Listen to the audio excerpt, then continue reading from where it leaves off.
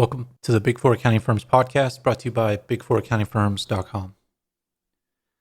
In today's episode, I wanted to discuss layoffs one more time as I've gotten more news. One of our listeners says that there's probably been 3,000 layoffs at Deloitte in the risk and financial advisory, which is consulting. And supposedly this is like the first round of layoffs. So it's as I predicted that there's going to be more layoffs at Deloitte, or there is more than initially reported because it's all just rumors at this point.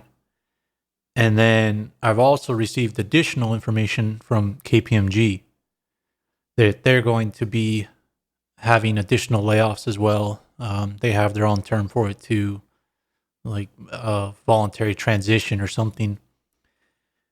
And that's going to be in right now. What I've heard is it's going to be in like the admin area, but most likely it's going to be in their consulting practice as well. They've already laid off some people previously reported, but this is in addition to that. There's going to be more. And as I said, the Big Four were most likely going to do this because Big Four accounting firms are copycats. They're the same as every other Fortune 500, S&P 500, whatever you want to call it, large cap company. And they see what other companies do and they copy it. And so what we were seeing other companies do was laying people off in waves, wave after wave. We've had some companies do 3 waves, even more than 3 waves of layoffs. And so I think the Big Four accounting firms are going to be doing the same. And I don't think market conditions as far as M&A, private equity, I think even the financial markets in some respects with regards to the banks, things like that are doing better than they were. They're not. We see the market going up, but we don't necessarily see firms doing well, and they're laying off people. So there's no way they're going to be laying off all these people, and the Big Four aren't going to lay off people.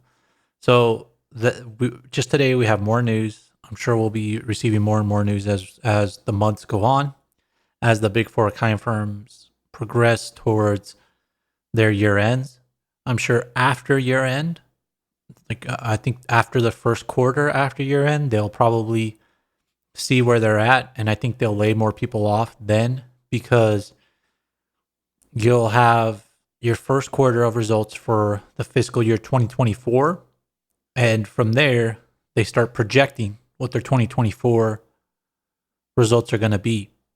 And if those 2024 results are significantly lower than 2023, which at this point they would be, then I think you're going to see additional rounds of layoffs as partners get scared. Now, will I think they'll backtrack on those layoffs? Yes, I think they will. I think because at the end of the day, the Big Four accounting firms need to hire people in order to make money. And a lot of people forget that. And so, yeah, the Big Four can lay off a bunch of people, but if they lay off a bunch of people, then they're not going to make revenue.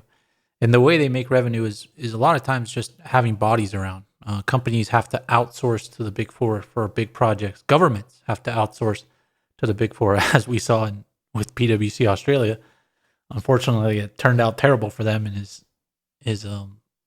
could potentially put their whole governmental consulting branch in Australia at risk. So I don't know how long this will last. Consulting is always a fluid business. It doesn't matter if it's in the Big Four or anywhere else. It drops off when discretionary budgets get cut, because discretionary budgets are the first things to get cut. So there's more to come on that. And then also had somebody request that last podcast I started talking about becoming partner and how to make partner and how to plan for that. So as far as planning for partner, it's very difficult, because as a young person, it's difficult to see where things are going to end up. But I think that's part of the planning process.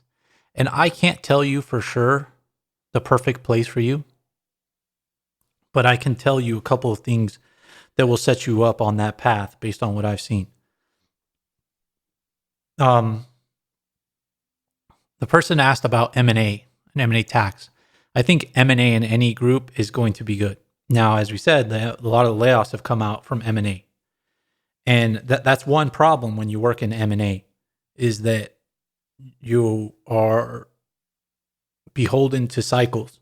But if you become extremely technical in M&A, then you will always be useful, because even in downturns, people do a lot of M&A. Big companies like Berkshire Hathaway, their whole business is built on acquiring other businesses. Now, they've done it a little slower recently, but a lot of companies are built around doing M&A. And when they do M&A, they want the best consultants. So if you're highly technical in this area, and a city that has a lot of M&A, or on a client that has a lot of M&A, then you're going to you're going to make the most money in the Big Four, because M&A always does well, even in downturns, as long as you're one of the people that keeps their job. But when it's a booming cycle and you're in M&A, you make a lot of money very quickly. But does that mean you should go all in? I mean, that's up to you on M&A. Now, ITS, anything international and M&A is very good, because you're going to be working on the largest clients. The problem is it's going to be hard to get up and spinning on that. But if you stick around, you'll be good. And that's another thing with planning to be partner. A lot of being a partner, the Big Four, is sticking around. And you wouldn't believe how hard that is. It is very hard. And you can back into a lot of the things you need to plan for just by thinking of that. Saying, I need to be at this firm 15 years down the road. How do I set myself up for that? Well, if you're in a group right now and you hate it, you're not going to be there 15 years, are you? If you're in a group right now and the people hate you, you're not going to be there 15 years from now. If you're in a group and your clients hate you, you're not going to be there 15 years. If you hate your clients, you're not going to be there 15 years from now.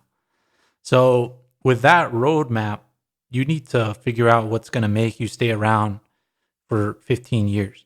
And another thing that you need to plan for, and I don't want to give out everything on the podcast, but another thing you need to plan for is your clients, because you're going to need a book of business to make a partner.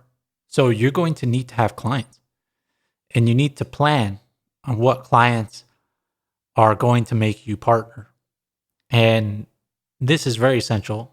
And I'll cover this more and more in future episodes, or maybe future content, but you'll need to be planning that. So those are a few things that you can do to make partner. But I guess the light on the hill, or whatever you want to call it, the light at the end of the tunnel, is you need to be at the Big Four accounting firms 15 years. I mean, some areas promote partners faster, right?